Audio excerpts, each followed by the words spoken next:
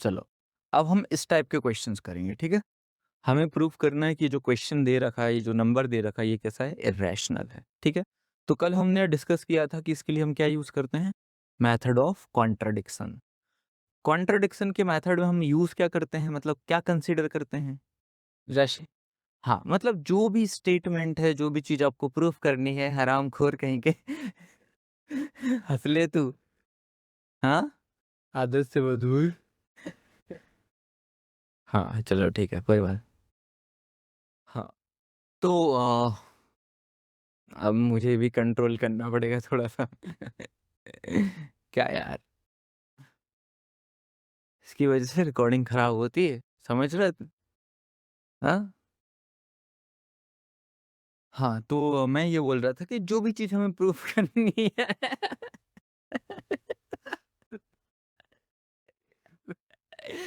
भगवान! ये क्या हो रहा है? एक तो तू पहले पीपीटी बिगाड़ के बैठा है, तू तो चुपचाप बैठ जा, कहीं पिट ना जाए, है ना? चलो ठीक है, तो कंसीडर करते हैं।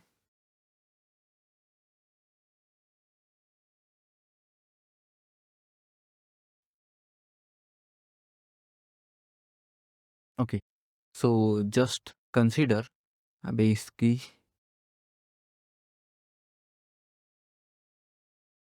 लेट ये जो नंबर आपको दे रखा है ये क्या है? रैशनल, ठीक है? कंसीडर करना है उसे आपको। That is 1 plus root 5 upon 2 be a rational number, ठीक है? अब देखो हमें पहले से पता है कोई भी नंबर अगर रैशनल होता है तो उसको हम किस तरह से लिख सकते हैं? पी बाई क्यू के फॉर्म में एक्सप्रेस कर सकते हैं या लिख सकते हैं। सो इट मीन्स हम इस नंबर को भी पी बाई क्यू के फॉर्म में लिख सकते हैं। That is 1 plus root 5 upon 2 is equals to P upon Q. अच्छा, अब यहाँ पे कुछ कंडीशंस होती हैं हमें पहले से पता है। क्या कंडीशंस हैं? हाँ, जो डिनोमिनेटर है दैट इज़ क्यू वो 0 नहीं होना चाहिए। एट द सेम टाइम जो पी और क्यू हैं वो क्या होने चाहिए? को-प्राइम नंबर्स होने चाहिए। बहुत बढ़िया, है ना? Where Q is not equals to 0 and P, Q are co-prime numbers, ठीक है?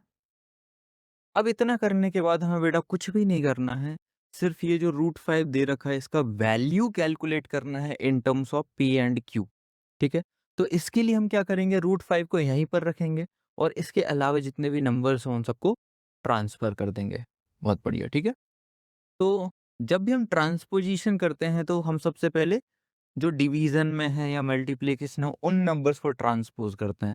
तो पहले 2 को ट्रांसफ़र कर दो, तो 1 plus root 5 is equals to 2p upon q आ जाएगा। अब इसके बाद हमें रूट 5 चाहिए मतलब 1 की कोई ज़रूरत नहीं है तो उसको वापस से ट्रांसफ़र कर लो, ठीक है? तो यहाँ से आएगा root 5 is equals to 2p minus q minus 1। इसके बाद एलसीएम लेना है, ठीक है? तो एलसीएम ले लो, that is root 5 is equals to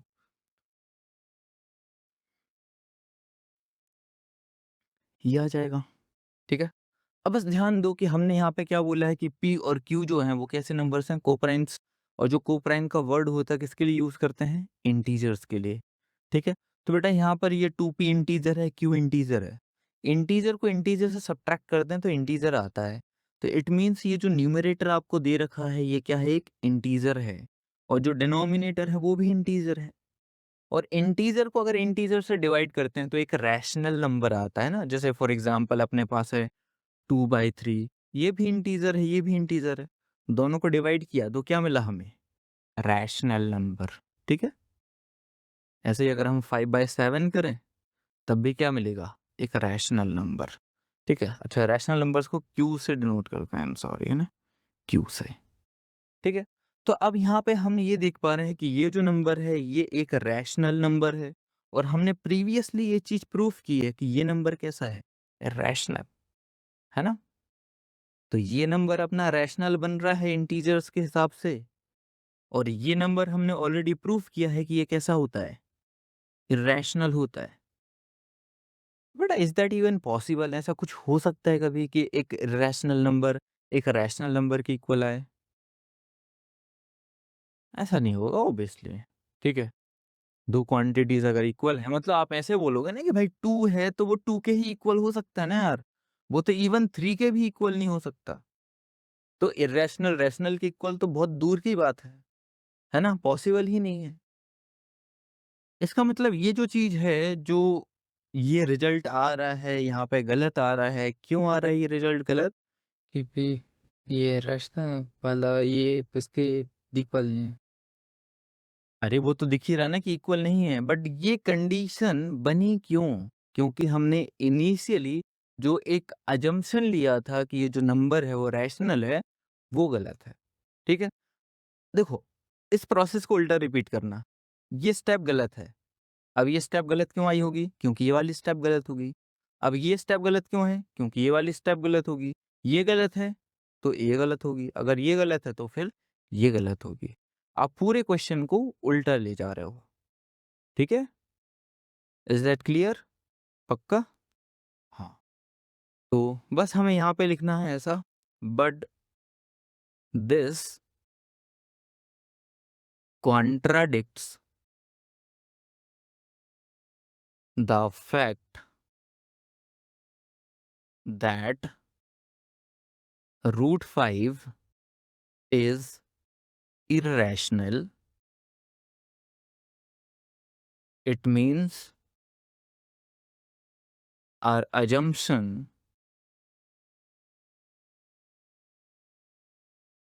is wrong.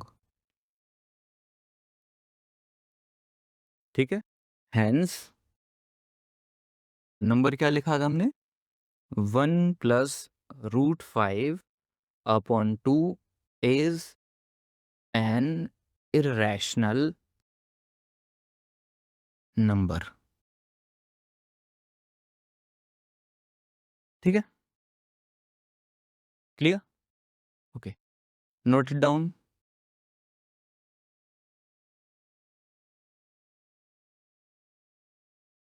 Write the question.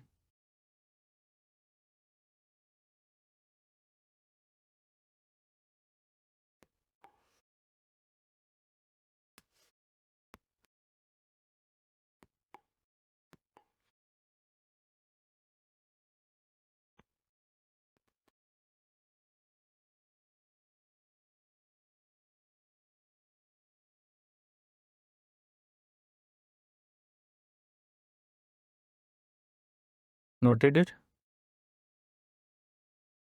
Okay. Let's proceed. तो फिर से जब भी हम इरेशनल प्रूफ करते हैं तो हम यूज़ करते हैं मेथड ऑफ कॉन्ट्रडिक्शन, है ना? तो मेथड ऑफ कॉन्ट्रडिक्शन में क्या करते हैं? जो भी स्टेटमेंट हमें प्रूफ करना है, ठीक है? उसका जस्ट ऑपोजिट कंसीडर करके चलते हैं, ठीक है? और बाद में हम ऐसा बोलेंगे कि जो स्टेटमेंट हमने कंसीडर किया था वो गलत था, ठीक है? तो अब जैसे इस क्वेश्चन में बोला है कि इसको हमें प्रूफ करना है इरेशनल, तो हम कंसीडर करके चलते हैं कि ये रैशनल है, ठीक है? So just right let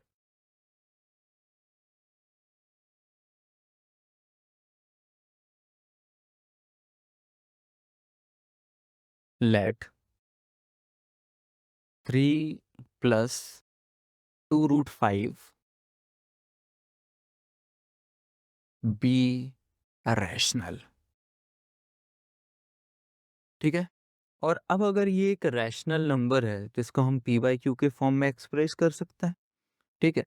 so this implies that 3 plus 2 √5 is equals to P by Q, है ना? अच्छा, यहाँ पे कुछ कंडीशंस होती हैं अपनी। कंडीशंस क्या हैं? क्यों लिखा हाँ, क्यू 0 नहीं होना चाहिए एंड पी है क्यों हाँ, P comma Q R coprime numbers, coprime numbers, ठीक है? क्लियर? अच्छा, अब फिर से देखो बेटा, हमें सिर्फ़ यहाँ पे जो अपना इर्रेशनल पार्ट है, जो हमें पता है कि ये नंबर इर्रेशनल होता है, उसका वैल्यू फाइंड आउट करना है in terms of P and Q, ठीक है? तो ये जो रूट 5 रहेगा, हम इसको यहाँ पे लेफ्ट हैंड साइड रख लेंगे, बाकी जितने भी नंबर्स हैं, सबको हम ट्रांसफ़र कर देंगे टू द अदर साइड, ठीक है? सो दिस इम्प्लाइज़ दैट सबसे पहले इस 3 को ट्रांसफ़र करो, तो 2 root 5 is equals to P by Q minus 3, ठीक है? अच्छा, ओकेश। हाँ, अब हम क्या करेंगे, यहाँ पे एलसीएम ले लो सबसे पहले। So 2 root 5 is equals to P minus 3 Q upon Q, ठीक है? अब इस 2 को यहाँ पे डिवाइड कर दो। So root 5 is equals to P minus 3 Q upon 2 Q, है ना? अब फिर से वही कहानी हमें रिपीट करनी है। कहानी क्या है कि P और Q कैसे हैं? को-प्राइम नंबर्स, है ना? और को-प्राइम नंबर्स जो होते हैं वो इंटीजर्स होते हैं, ठीक है? तो ये 2 इंटीजर्स हैं, 2 इंटीजर्स का सब्ट्रैक्शन क्या होगा इंटीजर? मतलब न्यूमरेटर जो है वो इंटीजर है। सिमिलरली डिनोमिनेटर भी इंटीजर है। और बेटा इंटीजर अपॉन इंटीजर क्या बनता है? एक रैशनल नंबर, है ना? तो हम बोल सकते हैं कि ये जो नंबर आप देख रहे हो ये कैसा है? रैशनल है ना? बट हमने प्रूफ किया है कि ये जो नंबर है ये कैसा होता है? इर्रेशनल होता है, ठीक है? तो अब ये चीज़ तो पॉसिबल नहीं है ना कि भाई एक रैशनल और एक इर्रेशनल नंबर दोनों क्या हो जाएँ? इक्वल हो जाएँ, ठीक है?